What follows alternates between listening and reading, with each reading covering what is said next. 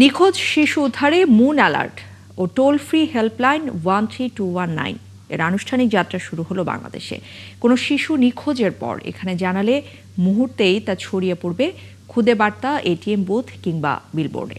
এদিকে ইটালির পাঠানো প্রলোভনে ভূমধ্য সাগরে ৮ বাংলাদেশের মৃত্যুর পর মানব পাচার চক্রের ২ সক্রিয় সদস্যকে গ্রেফতার করেছে সিআইডি।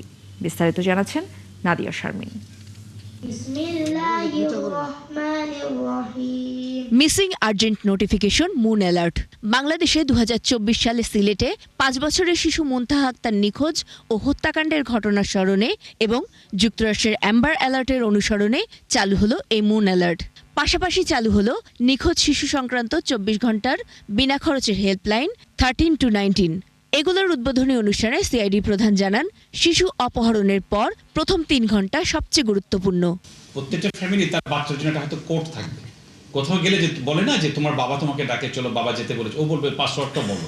গুগলের নেকমেক যেটা আছে, যে ইতিপূর্বে ওরা বলেছে যে মানে national centre for missing and exploited children, এদের সাথে কিন্তু আমরা ওতপ্রোতভাবে কাজ করছি। আপনারা জেনে আশ্চর্য হবেন, এই পর্যন্ত ১০০টির মতো সাকসেসফুল অপারেশন সিআইডি করেছে তাদের তথ্য নিয়ে।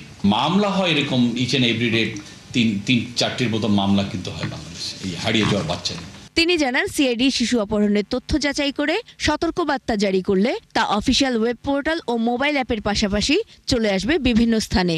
অফলাইন ও অনলাইন সংবাদ মাধ্যম, সামাজিক যোগাযোগ মাধ্যম, ডিজিটাল বিলবোর্ড, প্রয়োজন অনুযায়ী মোবাইল SMS বা সেল ব্রডকাস্টিং এবং অন্যান্য প্রযুক্তি নির্ভর মাধ্যমে প্রচার করা হবে সেটি, যাতে সাধারণ জনগণ নিখোঁজ শিশু সম্পর্কে দ্রুত তথ্য দিয়ে উদ্ধার কার্যক্রমে সহায়তা করতে পারে।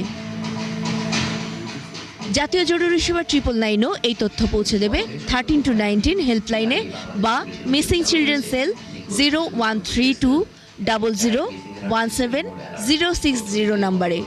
আন্তর্জাতিক সীমান্ত অতিক্রম বা শিশু পাচারের আশঙ্কা দেখা দিলে ইন্টারপোল জারি করবে ইয়েলো নোটিশ। এদিকে আরেক ব্রিফিংয়ে সিআইডি জানায়, ইতালি পাঠানোর প্রলোভনে ভূমধ্য সাগরে ৮ বাংলাদেশের মর্মান্তিক মৃত্যুর ঘটনায় জড়িত মানব পাচার চক্রের ২ সক্রিয় সদস্যকে গ্রেফতার করা হয়েছে।